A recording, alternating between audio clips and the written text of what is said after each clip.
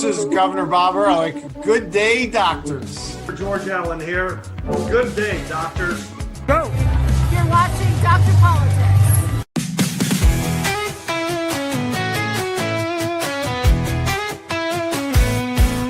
They're Dr. Politics. He's the one to see. Breaking down the news with sharp analysis. From Congress halls to campaign trails, he tells the truth when all else fails. They're Dr. Politics. Dr. Politics. Exposing the spin, the lies and tricks. Dr. Politics. Dr. Politics. He calls it straight, no politics as usual. Love from backroom deals to primetime fights. He sheds some light and sets things right. Debates, elections, policy. He cuts through all the DC sleaze. Oh, Dr. Politics, he's got the facts. Dr. Politics, no holding back. Dr. Politics, go away.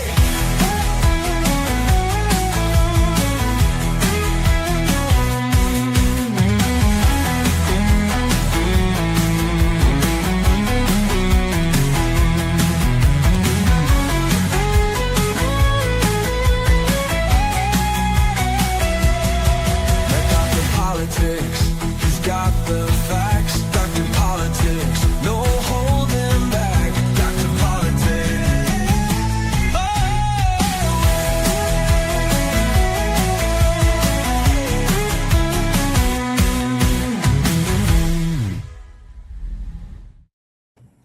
Welcome all. It is Friday, August 14th, 2026.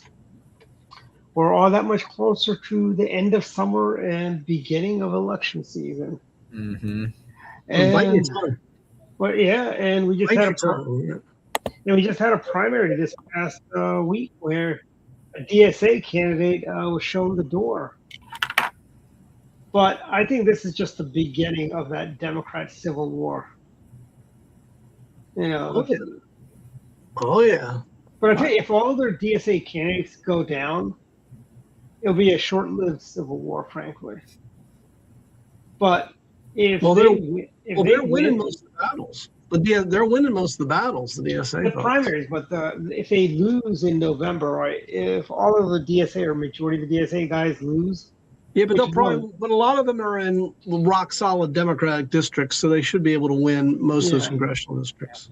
Yeah, but let's say, remember we had a Republican in a bedrock blue district in Louisiana too. Yeah. It was our first Vietnamese member of Congress. He beat William Jefferson, Mm.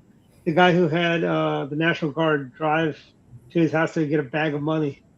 In the refrigerator, all Yeah. that money in the freezer. Yeah. The refrigerator? Yeah.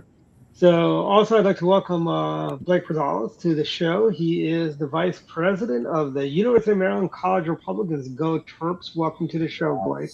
Thanks for having me. Yeah, feel free to jump in. This is not like direct line where any formalities. And no topic is off the table, so to speak here. But I mean, so Don, any thoughts on that Wisconsin race? I think we win the governor's race, regardless. I don't think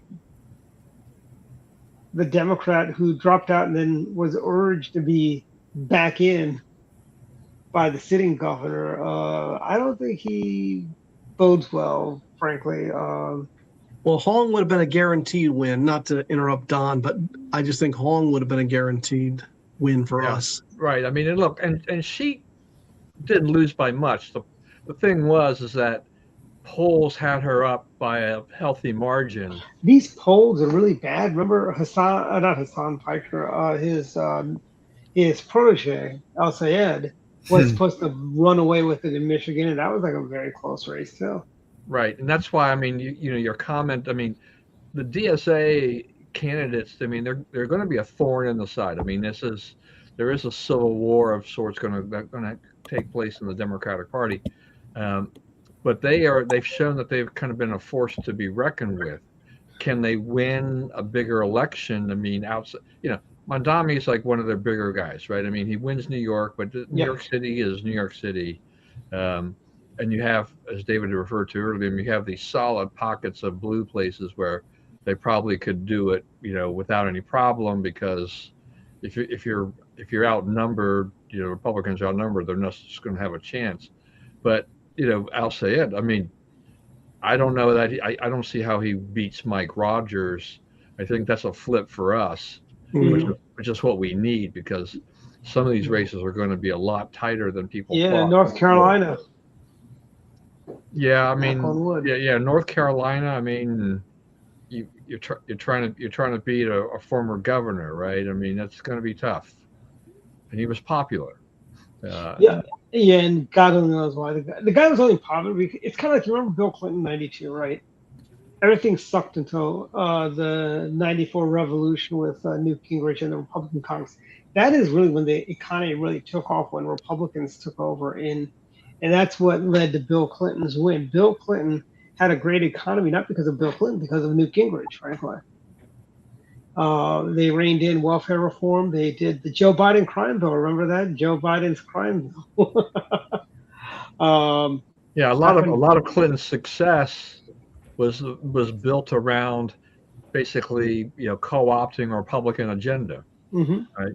These were not he didn't have he couldn't use the Democrat stuff, so he went ahead and borrowed the Republican stuff, and it's fine. I mean, I think that's what happened to Sauerbrey, when she ran the first time, is that I think she was doing well, but the Democrats decided, oh well, wait a minute, we have to match that, we have to at least say we're going to do that, and there's still, if there's any election I still have doubts about in my life, it is that one. Oh yeah, that's when they found a box of ballots in Prince George's County, which happened to put her over the top.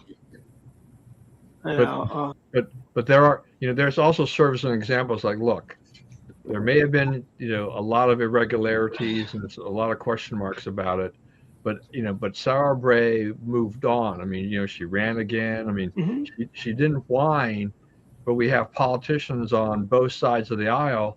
They can't let go when they lose, Well, the Hong Kong saying this election was stolen. Oh, there's some election meddling. I mean, look at, Mike Lindell.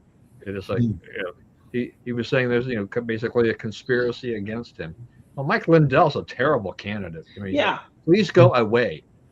Remember when we nominated our education secretary to run for U.S. Senate in Nevada? We would have. There was another person running, and I think we would have won with him, but not with her. And I think now Nevada.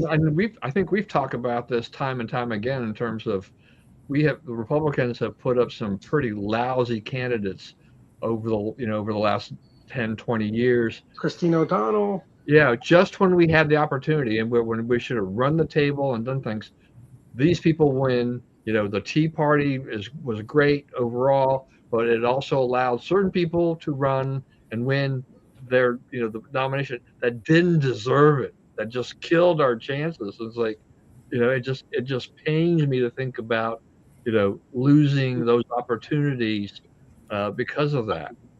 But elections, that's the way elections go. I mean, you run the race and you take that, and if that's what you get, that's what you get. I mean, the Democrats certainly looked at the table, they looked at everything out there, and they said, Joe Biden will not win again.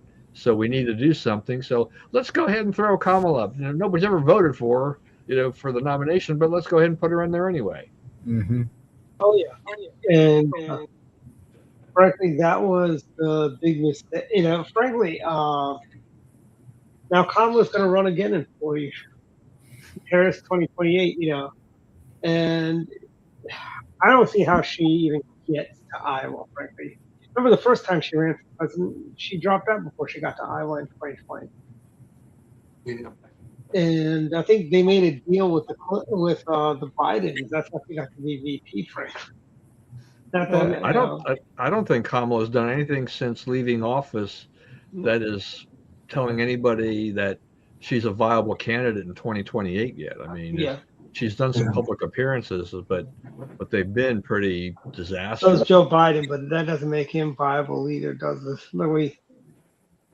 He spoke at the Maryland Democrats equivalent of a red, white, and blue dinner. I think they call it um, the red dinner celebrating communism, and I think that's what they call their dinner. But they had Joe Biden, and he got booed off the stage, from what I understand. Well, I don't know if he was booed as bad as Abigail Spanberger was over the weekend, but Yes, your illustrious governor. I have no idea why she'd go to Southwestern Virginia after they tried to take their political any power they had with that redistricting. And then I watched the video. I don't know if she was booed off the stage. She was booed. She was trying to speak. If she didn't finish her full remarks and left, then that I would consider being booed off the stage. I don't know if that happened or not. I've heard it described that way. I couldn't be sure. But sending her to Galax for a fiddlers convention is like sending a Republican governor to a drag show or something. It doesn't make sense. Hey, Blake, did Westmore go to Mako this week? Did he get booed in Mako? He's going for the forum tomorrow. Oh, he's going tomorrow. Okay. Yeah. Did he get booed being on the Eastern Shore? Probably. He probably. So there is something I want. I don't know how much you know about all that stuff, David, but I'm just curious because I didn't look into it. But have other politicians visited that fiddlers convention before? I don't know. I would assume so. I never heard of the convention, but I assume so. But are there a lot of fiddlers in Virginia? Well, yeah. I mean, some would argue country music really came from Virginia because remember, Bristol sits on the border of Tennessee and Virginia, and the Carter family were from Bristol. But the argument is whether they recorded on the Virginia side or the Tennessee side. I don't know. But it's still part of Appalachia, southwestern Virginia. A lot of that's still Appalachia. I'm not sure. What I'm referring to is that I don't think there are any more Democrats left, at least elected, in southwestern Virginia. And then the redistricting just sought to weaken their political power. With that being the case, I'm not sure why southwestern Virginia would have any interest in. And maybe there's some Democrats there, but I don't know why they'd have much of an interest, and I'm not sure why Spanberger would even go. Right. So that's one of the things I was thinking about too. Is just that did her advisors actually think about this? It's like sending her to an area. I mean, look, she's a one-term governor, right? I mean, that's term limited. You've got your one term, and why in the heck are you going to an area? I mean, you're not going to be hustling for votes for anything in particular at this point in time because you can't run again. So why are you going there to a place that will not support you? And it just doesn't make any sense. It just seems like a complete political miscalculation and just an embarrassment. But for the moderate Spanberger, maybe she's trying to show that she's got that image that nobody believes. Yeah, I guess. I don't know why she's there. She's probably because I think Tim Kaine is getting a little long in the tooth. He may not run for Senate again, and she's basically kind of thinking, "Hey, I can be a United States senator." Yeah, I don't know. I mean, the way her administration is going right now, I don't see that she's going to be much of a viable candidate for that. But stranger things have happened. I think she's a train wreck for Virginia at this point. Oh yeah, she's bad. Yeah, not good. A train wreck would be an improvement. Well, it could be, I guess. But yeah, I mean, all those primaries. I mean, we don't think about them, on Tuesday, but there were interesting races. The Minnesota Senate race. So we have Michelle Tafoya, the former NFL, sideline reporter and everything like that. And she was, had to fend off several other opponents in the Republican primary, including former NBA basketball player Royce White, who I saw in the last several days of the campaign decided that, he was doing anything he could to throw bombs at her to try to derail her campaign. But this is the guy who was going to get, I think, about 10, 12% of the vote. But this is also the guy who joined Enos, Cantor Freedom to declare for the WNBA draft. So, he was also trying, he's definitely hyping himself up. There's a lot of publicity stunt going on with Royce White, in terms of that. But nothing he said really landed. She comfortably won. It's going to be, Tina Smith's retirement, can she win that seat? Outside chance in Minnesota. She might. I mean, remember Minnesota used to have David Durnberger as their senator. Rudy Boschwitz. Yeah. Norm Coleman. I mean, we had people up there, but there are. And here's the thing, Don. They were all senators before Blake was even born. Yes. We can say that about a lot of politicians. Yeah, I know. Especially since he's the baby of this group here. Yeah. And Peggy Flanagan's a nut. Yeah, but here's the thing. It's like she's gonna win because of the way that Minnesota is structured, right? Probably. Yeah. But we'll see. But maybe you also got that maybe that's you've got the governor's race. They're not gonna that's done. I think that definitely stays in Democratic hands. But senator, maybe, because I think Klobuchar's got too much name recognition, too much money to lose that. So, but an open Senate seat, give it a shot. But I think Michigan's a far better chance than they do.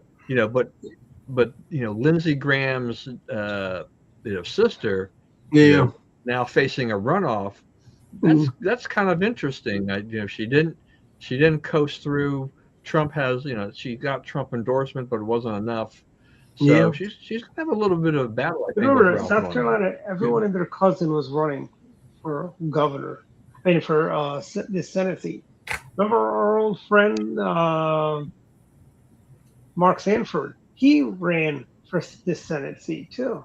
Yeah, he's an odd guy. Yeah, Mark Sanford just won't go away. He was the darling. Remember, but he was the darling of the religious right. Remember, that's who they wanted in. I want to say 2000 or maybe 2000 or was it? Actually, no, it was later than that. I want to say in 2000. That was their guy for 2012, I think. Yeah, he's an odd guy. Remember the thing when he disappeared for a while, and he was pursuing this woman in Argentina. Yep. You remember that? So, he's an odd one, odd duck. But he did. He made a political comeback, right? And, he's a congressman. There's only so far you can go. I think it's. Well, he went from Congress to governor to Congress again. Did I tell you guys the story? I was in South Carolina doing some political work when he was governor. Anyway, I was walking by the state capitol, and there I saw the governor's car, and outside the car, Sanford was just on the phone talking to somebody, and I was not too far from him, but Sanford looked over at me and waved as I walked by, and I waved to him. And I never met the guy, but I thought it was always kind of nice. He's talking on the phone and waved over at me. Campaigning. He's like, maybe I know that guy. I better wave just in case. Yeah, maybe he's a voter. I gotta wave. Yeah, that's it. So there. Yeah, one of my favorite people, in the Republican Party was Lee Atwater. Oh yeah. Because I just, when Lee was at his peak doing things, he just was fabulous. When he attended college Republican, young Republican events, he got down with them. I mean, he just became part of them, and they loved him. It was he related so well to the younger part of the Republican Party. I think he really gave the party a boost. Yeah. I mean, he gave us what, a dozen tickets to the Junior Inaugural Ball in 1988. So it was. He's a classy guy. Who else was like him? Was our friend Jamie Wheeler. Yeah, he kind of had the same ability to connect with young people, Yeah. Yeah. No. Yeah. No. Like we talked about Jamie last week a little bit after his passing, and and I was still trying to. I went back to try to find more information, and there's just very little. There's nothing that says what it was, what it was that why he passed, you know, what kind of illness or anything like that. But He was back in Minnesota, so right? anyway, you know, I don't know. I mean, Jamie was great with young people. Jamie wasn't that old, was he? He passed away. He wasn't that old, was he? He was older than us. I know that. Yeah. He was like one generation up, but not that much. Not all that much. I'd say more a half a generation. He was probably half a generation. He was probably what? He was born in 1960. Okay. All right. So that's about I guess that could be considered a full generation, a half a generation, you know. Yeah. But it's like we'd be contemporary. We could be considered contemporaries of his when he was alive. You know, the funny thing is, I don't know what it was about, but when I was young, I worked at this movie theater when I was in school, and Jamie Wheeler needed to drop something off to me. It was some political campaign or something I was involved in. I have no idea what it was, but Jamie came up to the theater and delivered whatever it was for me. I have no idea what it was, but that's my memory of Jamie Wheeler giving me something for some campaign. I don't know what it was. That was many years ago. Yeah. Many years ago. Jamie was generous with his time and everything. That's the thing. Mm-hmm. Yeah. No, Jamie was a good guy, so that's sad. Yeah, but back to so Blake, tell us what's happening with Maryland College Republicans, and you guys have what's going on with. Tell us the Rutledge campaign. What have you been up to? Because you're a political animal. Yeah. Rutledge is in Ocean City for Mako. Mm-hmm. He did a lot of. Our next AG. Yes, our next AG. In fact, Anthony Brown is not showing up tomorrow. He's the only candidate not showing up. He's also not campaigning at all. You know, there's a lesson here about politicians not campaigning. Long before your time, there was a guy named Dick Thornburgh. He was the most popular governor in Pennsylvania history. He was also President George H.W. Bush's Attorney General. Mm-hmm. And when John Hines died in a plane crash, he ran for that special election. And he ran against a nobody named Harris Walford. Yep. And he basically wouldn't campaign. I was the most popular governor in Pennsylvania history. And you know who? And what happened? He lost. Yeah. So, stay the course, Anthony Brown. Stay the course. Yeah. Yep. His strategy is to not speak and not make himself look like a fool because he is one. Mm-hmm. But Jim's doing good. He did some door knocking the last couple of days down in Ocean City, that area. And then tomorrow around 11:15, they're doing the candidate forum. So they're doing the governor, comptroller, and attorney general candidates to speak. And they each get, I think, 3 to 5 minutes to speak, or maybe it's a little more, something like that. Mm-hmm. And then I don't know if it'll be live stream, but they're going to be talking tomorrow. So we'll see how it plays out. Yeah, hopefully somebody will record it, Yeah, definitely. But yeah, so also, Don, I don't know if you saw, there's a poll going around showing that Wes Moore is beating Dan Cox by what, 26%, Blake? Is that what you had mentioned? 26? Yeah, it was by, let's see. Yeah, so he was beating him by 27 points. But 67% of them, or 26% of them, said that they believe Wes Moore is doing a good job. And 67% of the people in that poll were Democrats who said that. So I don't know where the 27 points number Wes Moore is getting that from, but it was one of his own donors, I believe, who made that poll. That's kind of funny, though. Your own poll. Yeah.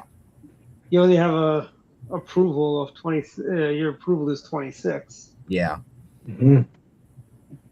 Don, that's how the state of Maryland calculated test scores, and they patted themselves on their back a few weeks ago for having a 27%, 27 point something percent. Yeah. Never mind that you flip the number, 70-some% of the kids are not doing well at all. Yeah.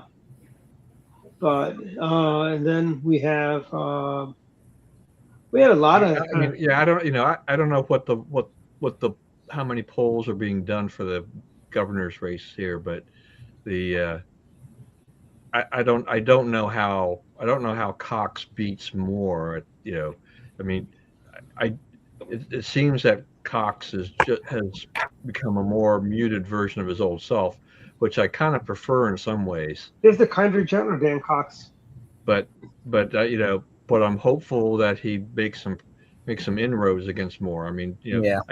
I do think that you know favorability rating probably pretty poor for Moore. I would It believe almost any poll about that Yeah. because I think we see a lot of people who are just unhappy with a lot of Democratic policies, and whether or not it's people don't quite always understand who's to blame for this, that, and the other in the state. In the county, I see a lot of people who will not just blame the county council, but they will blame Wes Moore and the Democrats for the policies that the county council has passed.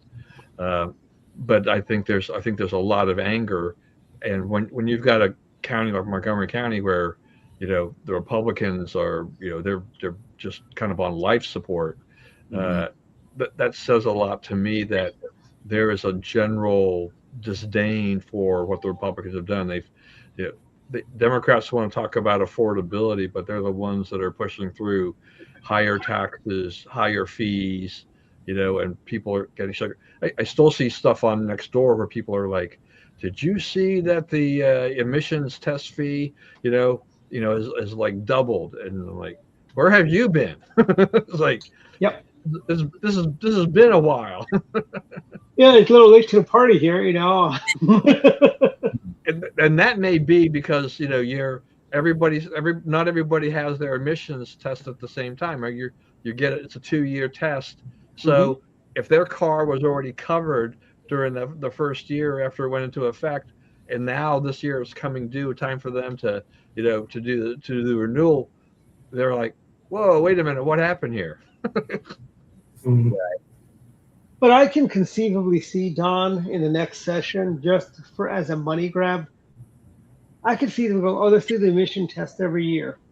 We're not going to cut the price in half. It's going to be the same price, but we're going to do it every year as a money grab. I can see Democrats in Annapolis doing that. So vote Republican unless you want to have your emissions done every single year. Like it used to be every year, right, Don? Years ago? Yeah, it started out that way, which was a real pain in the neck. Yeah. You had the lines were horribly long at the testing centers. There were only a handful of them. It was misery. So going to every 2 years was like a godsend. And these modern cars really don't need emissions testing at all, frankly. Yeah. We should and the fact of the matter now is that and Maryland has done as far as I think they've done a poor job of, we've seen a plethora of stores. We've talked about this kind of ad nauseum about stores that have self-checkout lanes. The MVA has self-service, admissions kiosks, but they have one in Gaithersburg. One. Yeah, and that's it. Yeah, and it's broken, half the 30% of the time. It's like a McDonald's ice cream machine. No, I think the McDonald's ice cream machines are in service more than the DMV's self-checkout. Could be. I don't know. Emissions testing. So it's very frustrating. Yeah, and with the, I really don't know if anybody over at the MVA pays attention to that little kiosk, because I've gone through this process where I would show up 2 days in a row early in the morning, on my way to the gym to get tested, and it's like, okay, so it wasn't working yesterday. It's not working. Doing anything about this? Does anybody pay attention to this machine? No. Who and when do they fix this thing? It comes down to is it ever going to be fixed? It's kind of like I feel that way. There was a Whole Foods I used to go to where they had an escalator go up that had been broken for like, I want to say 6 months. I'm like, are you ever going to fix this escalator? and it was the escalator that takes. It's not like a people escalator. It's the one that takes the carts up and down, right? When you're at a Whole Foods and you need to use that, you really should have that thing working. You know, it shouldn't be broken half a year or more. Yeah. And I think then you had the there's nothing more Kensington. frustrating when you go to a place and something that is just continually broken. Mm. Well, it's like the Kensington Safeway for over, I think it was almost a year or more. The escalator going up was broken. Mm. They had stairs, which was fine. You could take the stairs, but I mean, the escalator was broken. I mean, but what would happen is people would like line up for the elevators, and they had two elevators. I mean, uh, people would, you know, They like must have used the same contractor that Metro did then. Yeah, yes, they probably that's did. right. They probably did because that's pretty much Metro. You know, the way Metro is. You know. Speaking of Metro and mass transit, Don, did you see that Westmore has not canceled the red line yet, but he may have to because just the numbers just don't add up. And did you guys know there's a metro system in Baltimore? Not the light rail, but there's a metro system like WMATA in Baltimore City. Did you guys know that? Yeah, I'd heard of that. I don't know where the heck it is. I mean, Yeah, it is. I've, Elusive as I've that. taken the light rail into Baltimore. Yeah. Right. And it's as elusive as the albino elephant they talk about. You know, that's how, or Bigfoot, you know. I think there have been more sightings of Bigfoot than Baltimore City's metro line. People know about that, you know. Well, Well, you know, liberals love mass transit, yeah, they want right? you on a, they want you on a bus or a train or on a bicycle. But you know, Dwight, I just want to make one point. You had mentioned the escalator problems at Metro. I swear, for years, every stop I'd go to, at least one elevator bank would be down. Every Metro stop, Oh, yeah. one of them will be down. Well, it was like that at Roslyn. The Roslyn Metro was like that all the time. And Yeah, that's a steep, uh, that's a deep station, you know. yeah, that is deep.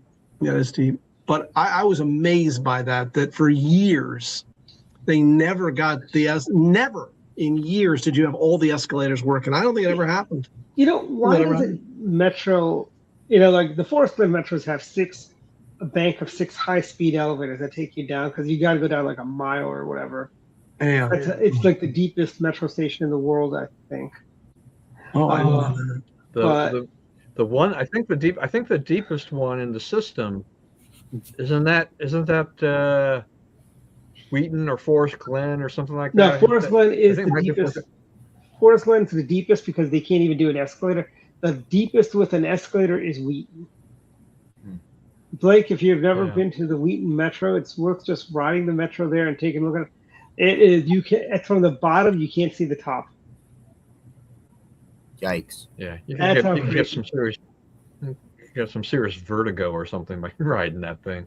I think I think one of the problems with Metro early on too is that, you know, that the way they designed the stations was that the escalators were largely exposed to the elements. Yep. And you know, I think that was a huge mistake, which they learned is just that, you know, our weather, you know, particularly when we get this harsh weather in the winter and everything like that, that is not good for the mechanics of an escalator. Yes. So, you know, they started Especially to when put it's the snowing, overhangs and things like that to try to protect them a little bit more, kind of retrofit. And I think they've done a better job since then. And by the way, just as elusive as the working metro escalator in the 1990s and early 2000s, I saw the purple line being tested running over Connecticut Avenue on the bridge over there, down by the old Chevy Chase Lakes, down there.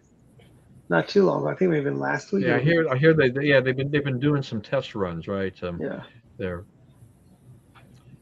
Yeah. That's just going to cost us more money. It's just great. Yeah. And you know, somebody tells me in their Silver Spring station, the train goes right through the Silver Spring Library's park, like where you turn in to drop off stuff, like it was a hotel lobby, you drop off your luggage and so on, and then go park.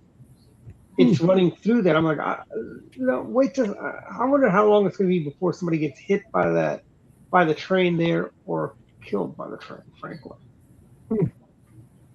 And the Purple It's an Line, odd thing. I am not a fan of this Purple Line. I think this Purple Line is a waste of money.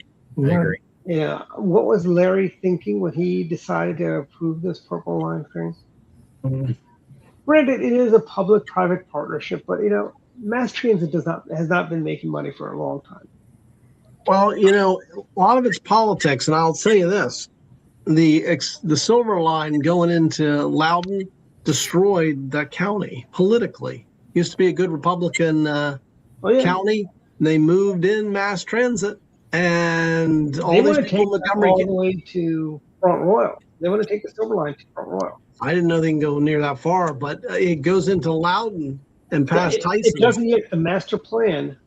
They want to go into Front Royal, Virginia. Well, that's horrible. Originally, they want to take the Red Line into Frederick, Maryland. Yeah, it's horrible. See, that's why, but it's going to turn, that's what happened for Virginia. Because once you get the metro, the liberals love to live near a metro or a mass transit place. They love that. That's where they're going to go move. So when you expand your metro stops, you're helping the Democratic Party. That's kind of the thing they're pushing. Mm-hmm. Look at California and their high-speed rail stuff like that. It's like what an absolute disaster that is. All the money that they spend trying to get this, and they can barely get anything built out there. Yeah, and it's just like if it's another mass transit failure. Yeah, you're not going to get enough people to ride this thing, and it's cost them an arm and a leg. It's ridiculous. Yeah. Then you have to heavily subsidize it even more to get people to ride it so they can afford it. Very true. Very true. And I'm willing to bet Blake has probably ridden the train as many times. I bet I could count most of it on one hand. How did you take it mass transit?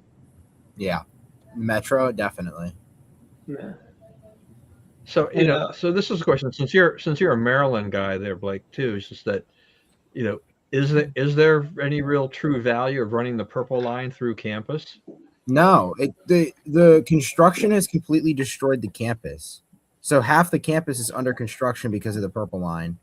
And Blake, that's just Maryland. They're always under construction. But they've tested the Purple Line before going through campus, and it's no more useful than what we already have.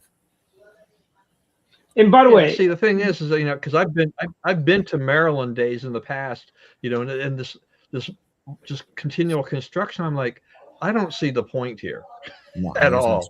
The number of passengers are going to get is going to be minuscule.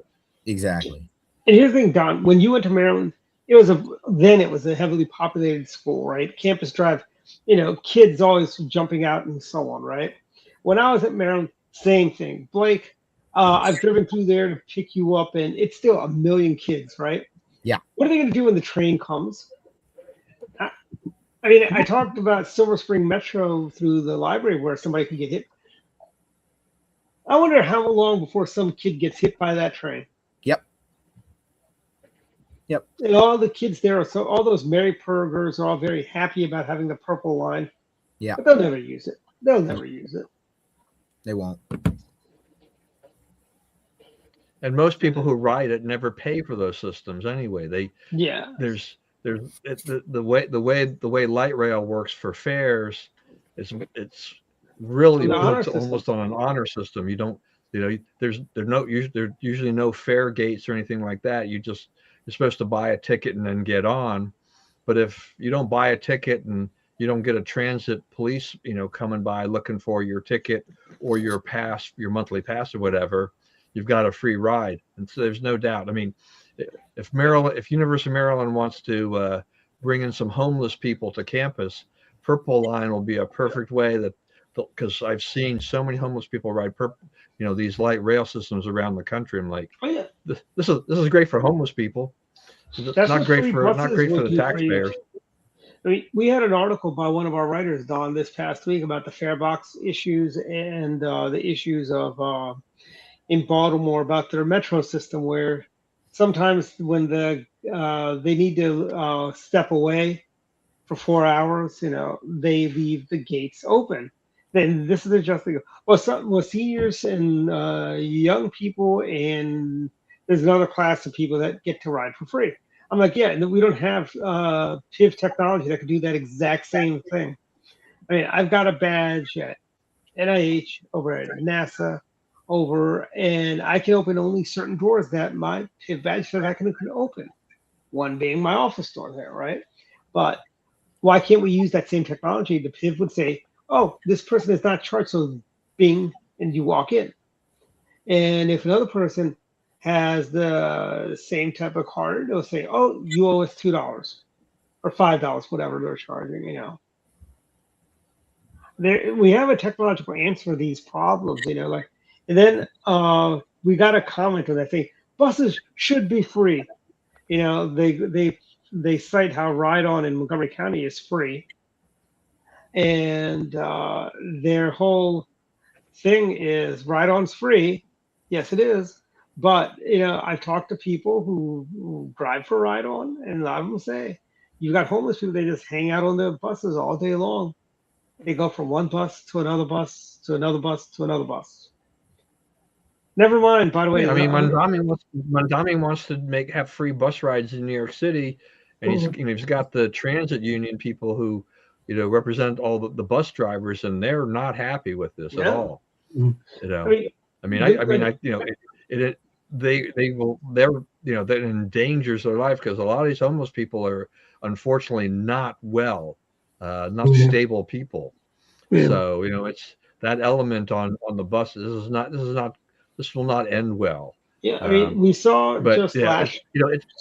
It's free for anybody who gets on, but all the rest of us are paying for it, right? Mm-hmm. I mean, the money to operate the system's coming from somewhere, and it's out of our pockets. Yep. Yeah. They have free buses in Towson too, by the way. Towson, Maryland has free buses. But we've already seen. And I don't have a problem, like when DC had their circulator or whatever. I think it was either cheap to free, depending upon who you were.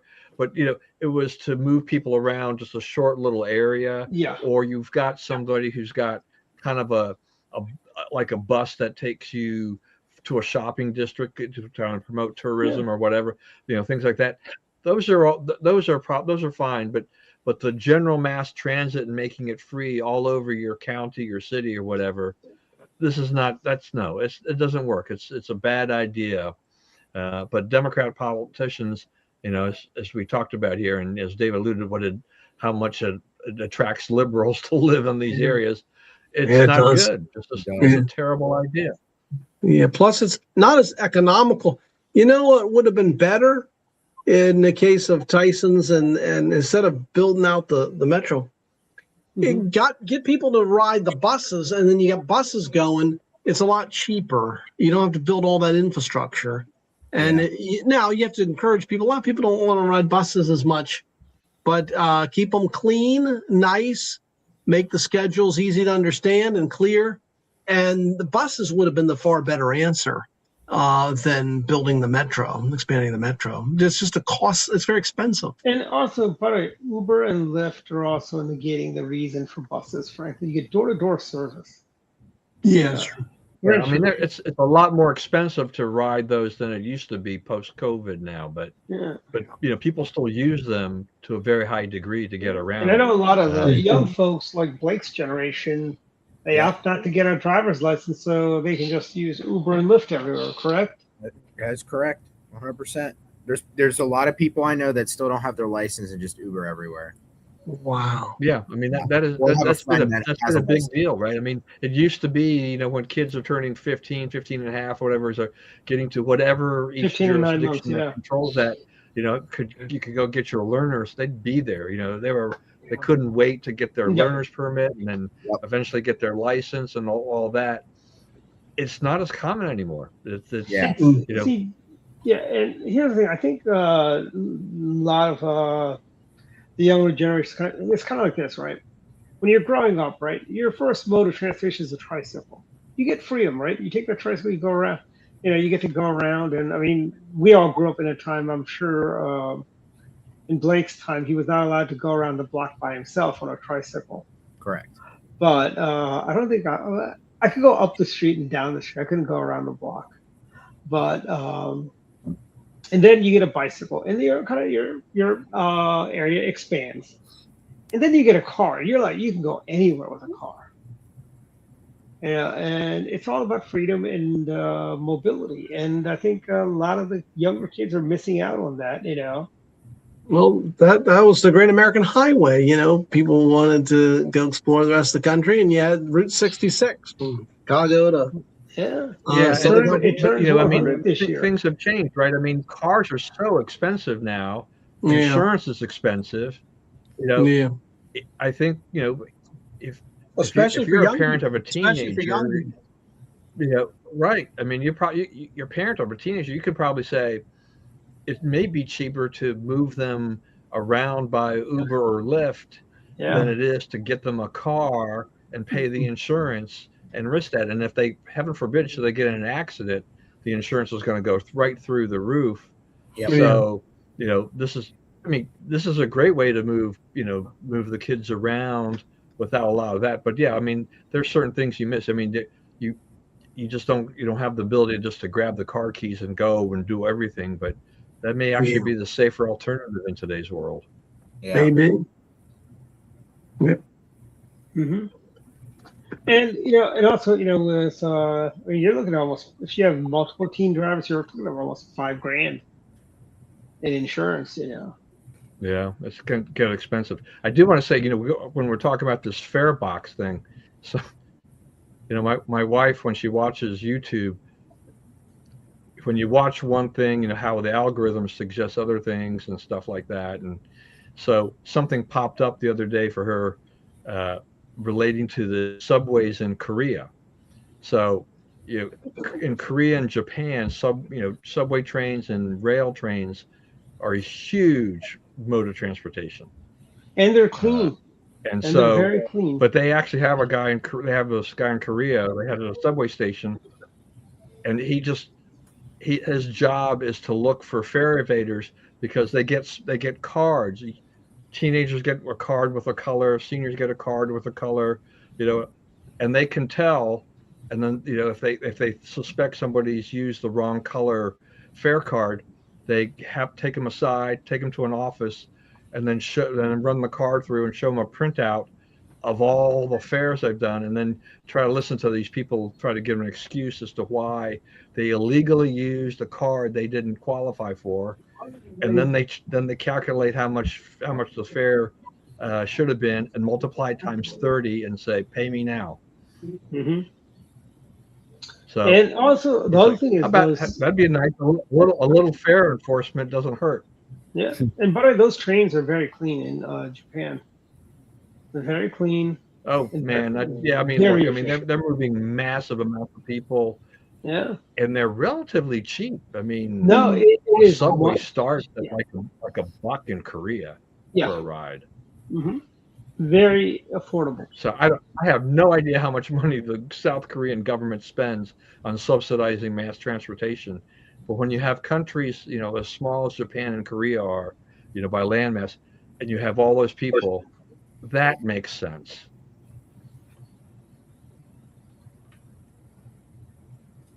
Yeah, I mean, that's true. And here's the other thing is a lot of those, here's the thing. You'd think they would all, I mean, you probably have more car ownership also in Korea and Japan than you did, say, 20 years ago, probably. Like if you're living out in the rural, Cities are pretty busy. I mean, our trips to Seoul are like, I mean, the people they drive crazy. Cab drivers drive crazy, but they do that to survive. So, do they all drive Kias or Hyundais?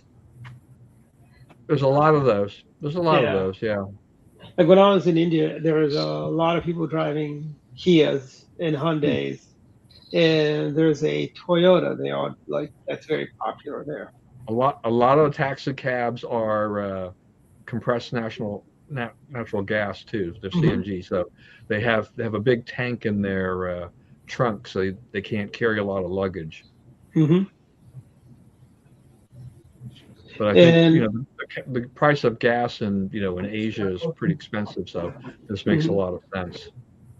Yeah, hey, here's a thing I do want to bring up. I mean, because we have Blake, he's a young person.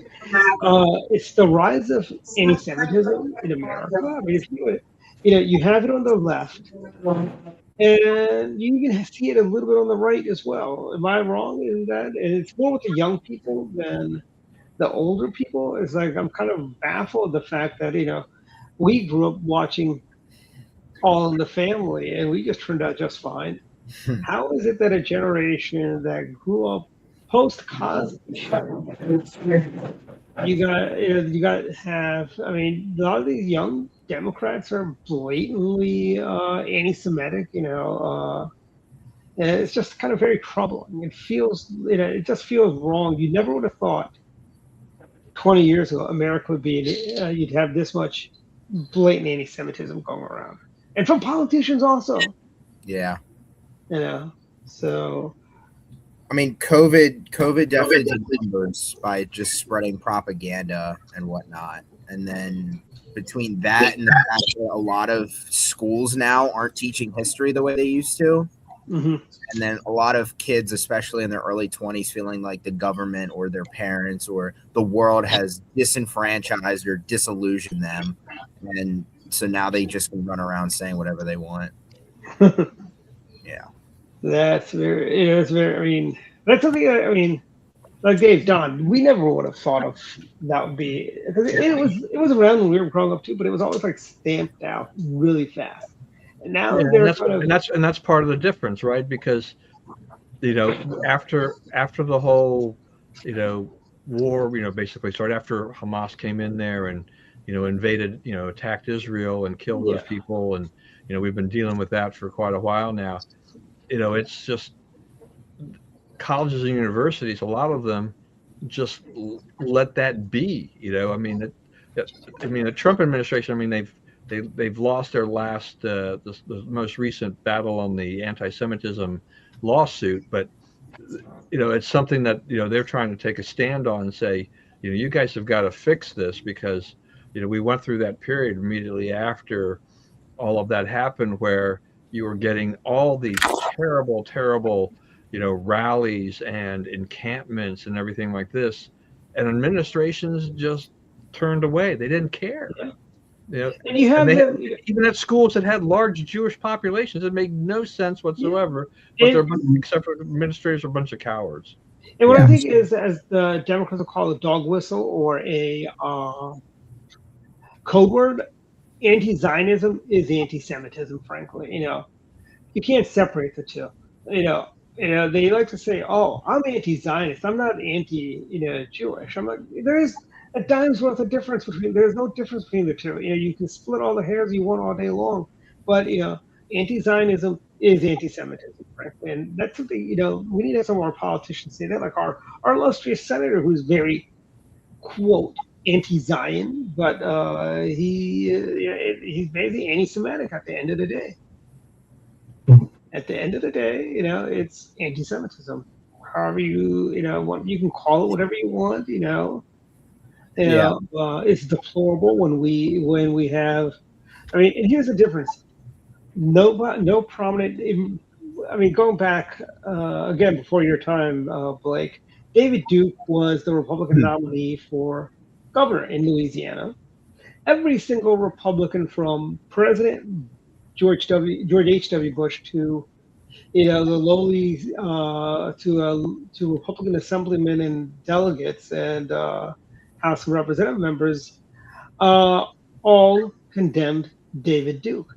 But nobody had. I've not seen the same thing with Democrats and Abdul El Sayed and Hassan Piker. Yeah, I mean Hassan Piker. Granted, he's just a private citizen. It's kind of but these are people that are your nominees that are now. And there's and they go on his show. Saeed went on Piker's show, so why would he didn't have to do that? No, but he did, and right. And you have this guy who. Then you also have other members of the House that are going on Hassan Piker's show are also, and not one of them has condemned Al Sayed and said we're not going to support him for Senate. Yeah, You that's know, true. they cannot break away from partisanship and hatred. Yeah. I am confident that if we nominated a Klansman today, the entire Republican Party would rebuke the guy. Mm. We would not stand for that sort of stuff. While the Well, they better. Democrats, they tolerate this hate. They're giving aid and comfort to the hate. Yeah. Yeah, well, look, I mean, the leading Jewish Democrats, they should have been out there front and center, on all this anti-Semitism on college campuses and really trying to get something done. But they didn't do it. I mean, it fell to really the Trump administration and conservatives to say, hey, no, look, you need to protect your Jewish students on your campuses. But the Democrats, for by and large, were pretty silent on this because they didn't want, they love academia because academia is so far left. Yeah. I mean, And it's, I'm about, go ahead. I was gonna say it's not just anti-Semitism; it's really all radical ideas, like the idea like white nationalism's coming back, and all kinds of other radical ideas out there. There's even radical Christians that are running around saying things too, and it's growing amongst the young people very quickly. Yeah, and I don't mean, and I'm going to say something nice about my favorite Democrat, Ambassador Jean Kirkpatrick. When she gave her 1984 speech at the convention, about the Blame America First crowd, right? In doing research on this article, the DSA was founded in 1982. The founder of the DSA would not be welcomed in the DSA today because he was actually pro-Israel and he would not be welcomed in the DSA today. And I think that's just a very interesting point that, just like I think today, I know it irks the Democrats every time I say this. I don't think JFK would recognize his party today. Or Bill Clinton. Bill Clinton was of welfare reform, secure borders, and balanced budget. Look at James Carville. James Carville. He's actually speaking sense, I guess Mary Madeline's been a good influence on him. Yeah, someone. Yeah. Yeah. Well, or even Chris Matthews, the slobbering Chris Matthews, said the other day that he can't buy into the DSA stuff. Or Morning Joe. Morning Joe went. But honestly, it's a little too late for them to speak out because they were silent a year ago. They were silent 2 years ago, and now all of a sudden, and they all went nutsy after Abdul El Sayed won the Michigan primary. Yeah. Not one of them condemned him beforehand. Yeah. Not one of them. And honestly, if Sayed's connection to Hassan Piker and other radicals was not exposed, I could see Mika and Joe having Sayed on their morning show and just praising and fawning all over him. Oh yeah, I'm sure. And it is a problem. It is a real problem. And you've got the rise of radical Islam also in America. We never had this issue back when I was growing up. I knew a number of Muslim kids who were not radicalized. And then I want to say nowadays you have actually when I went to college I met a couple of the more radical ones. But now you have more and more radical Islamists everywhere. And then you have the rise. And it's just a sad state of affairs of the Democrat Party. Even old Clark Clifford would not approve of these new Democrats. You love throwing out these old names. Yeah. But Clark Clifford, remember that guy, president of First American Bank and BCCI? Yep. His protege was Wonder Woman's husband. Yes, he was. Altman. I met Robert Altman. I met him at the movie theater I used to work at. He used to come up. With Wonder Woman? Yeah, I saw her there too once. What did they go to the movie? They lived in Maryland. What did they go all the way to McLean to watch a movie? I don't know, but I saw him in Tyson's. She was very pretty. Yes, she was. She still is. Yeah, she was. Her and Barbara Eden still are very attractive for their ages. I mean, Barbara Eden still looks very good for her age, Yeah. as does Linda Carter. Yep. Yeah. But we are at final thoughts now, so let's start with Dave. Final thoughts. All right. Well, yeah, I wrote in a column. I wasn't surprised Hong lost because, well, no state's going to elect a socialist governor. The main job of the governor well, not official, because the job of a governor is to try to encourage business, to recruit business and investment. Again, our governor doesn't want new business. And if you elect a socialist, you're basically sending the message, "Hey, we're anti-business. Don't come there." And I don't think any major businesses are going to come to a state with a socialist governor. So they had to get rid of her. They couldn't nominate her. And I wouldn't be surprised if the Democrats don't make a deal with the DSA. Hey, we'll let you have some of these left-wing districts, but don't run for governor. Don't push the governor's race. I'll give you an example. You remember Mike Dukakis, who was no socialist, but he was a tax and spend liberal. And it got Massachusetts in such a bad state, that the next 4 governors after Dukakis were Republicans, the next 4. And so even though it was very Democrat, they knew that from a fiscal standpoint, all the taxing, spending, regulation wasn't good. So no state's going to go with a socialist governor. So it's impossible at this point. So I wasn't surprised that.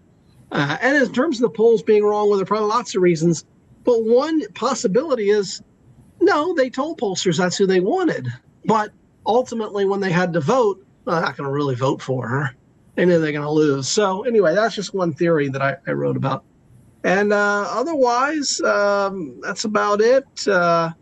I got my podcast up, so check my Substack for that. And hopefully it'll be a good weekend coming up. And and I guess the final thing to say, I don't know if you saw it, but Marco Rubio and his wife did an interview. Oh, yeah. God, I forgot the podcaster's name.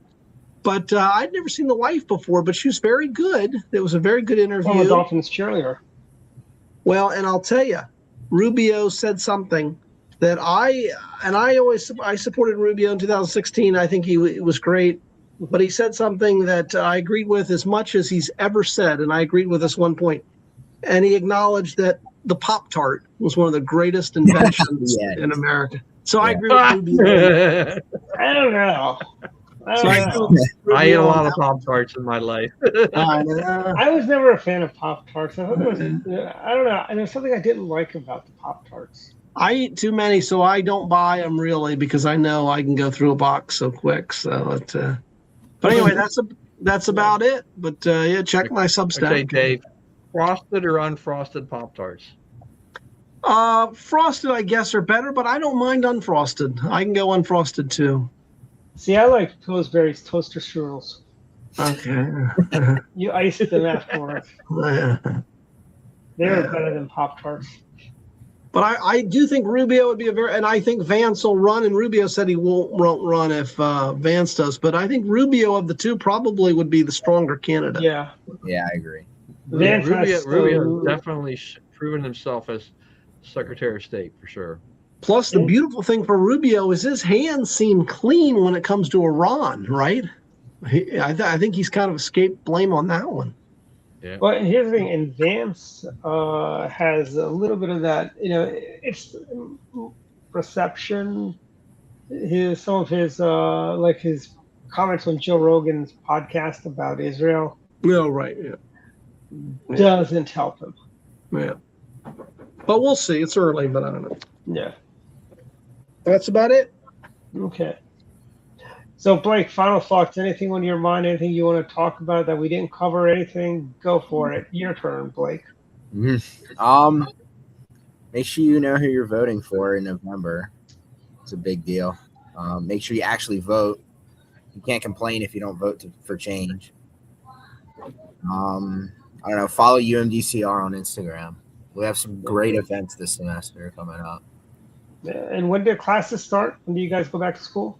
I start the 24th, but the classes actually start September 1st.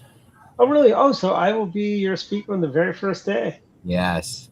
That's going to be neat. Yeah, we're gonna Is it have going to be fun. the same place it was last year? We had Jim Rutledge. Yeah, we did. Yeah, last semester at gym. We're gonna have our kickoff speakers early this semester. Mm-hmm.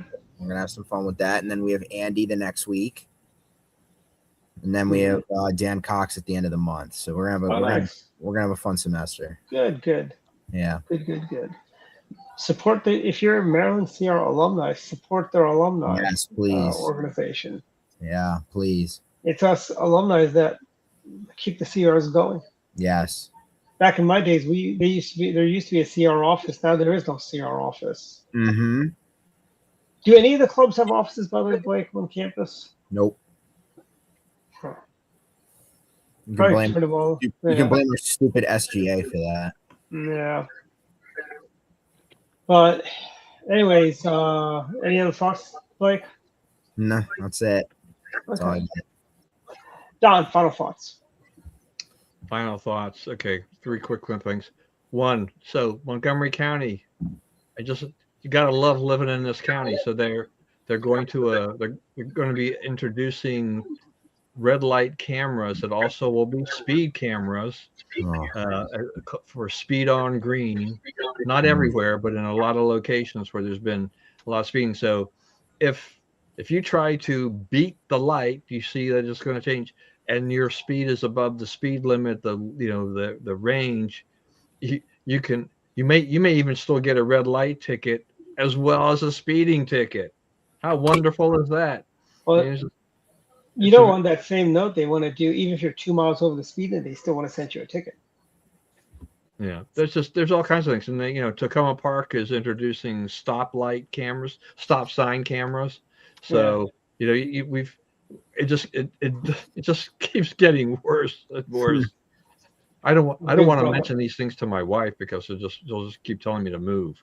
So, it's like Big brother. Yeah, it's fine. I was born and raised here. I'm staying here for a while. Yeah. So, but they just Montgomery County is not giving me, and Maryland not giving me a whole lot of reasons to stay when they keep jacking up my taxes and giving me all these speed cameras and red light cameras everywhere we go. So that's one thing. Another thing is just so shout out to my son Stephen and his wife Bree. This is their 5th wedding anniversary, which also happened. They did not plan this when they got married, but it turned out to be that they chose a date that also coincided with my parents' wedding anniversary, depending upon which country you were in. So they got married on August 14th in Japan, but it was actually August 15th in the U.S. So you could go either way. So this would have been. Your mom had 2 anniversaries, so you could say if my father missed one day, he could still make it up the next day, right? I was thinking she got 2 presents for each day. Yeah, so they were married for 57 years, but it's been another 9 years since my mother passed. So this would have been like 66 years by now or more. So if I have all, so 66 years, I guess is what it would have been. And anyway, so I don't know how they just wound up. My son wound up just getting a date that actually coincided with my parents' date. And then this is because David suggested me this the other day as we had a brief chat. So there is, on the eve of Constitution Day, next month on September 16th at the National Cathedral, there is it's called Faith, Freedom, and the Common Good. And there's a keynote talk given by President Dallin H. Oaks of the Church of Jesus Christ of Latter-day Saints, but there's also some other religious leaders that are going to be there. The cathedral itself, the tickets for that they're free, but they're long gone.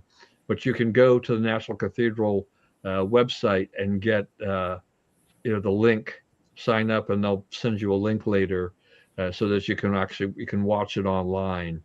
So, and that's I think it's at 6:30 on the 16th. So That'll be a great event because America's 250th. People tend to forget about Constitution Day, and I think it's a great reminder of our faith and our freedom and everything like that to celebrate that all the time, all year round, every. Yep. Oh, Don, you That's froze. it. Back to you, Dwight. Okay. My final thoughts are relatively short. Montgomery County's agricultural fair starts tonight. Thank God I don't have to work the booth anymore. Thank God I'm not on the central ready to I have to spend time there. Well, the worst thing is parking, and then you got to walk past all the cow stables, so it smells pretty bad all the way to. Although back when the Golden Bull was still around, you could park there and you did not have to worry about the smells there. That was actually kind of a shortcut to where the Republican tent used to be. You could take the shuttle, which is now coming from Montgomery College, since Lake Forest Mall has been completely demolished. Yeah, because God knows you can't have a shuttle over. That seems to be a slog. I mean, Montgomery College to the fairgrounds. Ugh. Is it Rockville or Germantown? Rockville. That's a long. May as well from Shady Grove take a bus over there. It's a lot different than going from Lake Forest Mall to the fairgrounds. Yeah, that's for sure. I mean, that's also where they had the homeless guy waving a gun who got shot a few weeks ago. Right over in the Patel Brothers Shopping Center. That's on that side of the road. I know, but it's But anyways, so the fair. So go to the fair. It's a lot of fun. Eat a lot. They have a lot of fried Oreos, Twinkies, Snickers bars, and a lot of deep fried. They also have deep fried Kool-Aid there, by the way. I don't know if you've ever tried that, Don or Dave. What is it? Deep fried Kool-Aid. I don't know how you do. They take the Kool-Aid powder and fry it up. Wow, that's not the way. It's better than the way Jim Jones served it. That's like fried sugar. Yeah.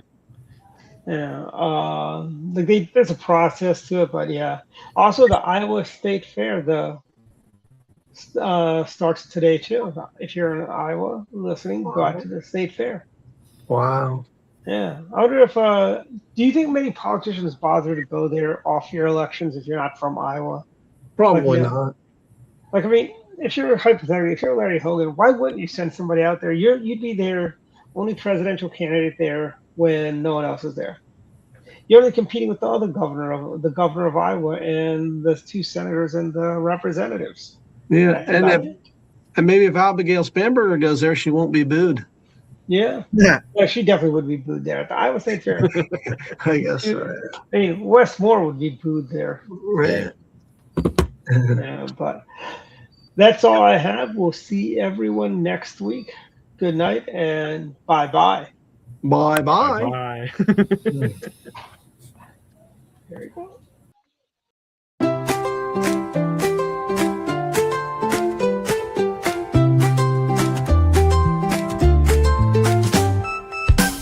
Let's go down to Missoni,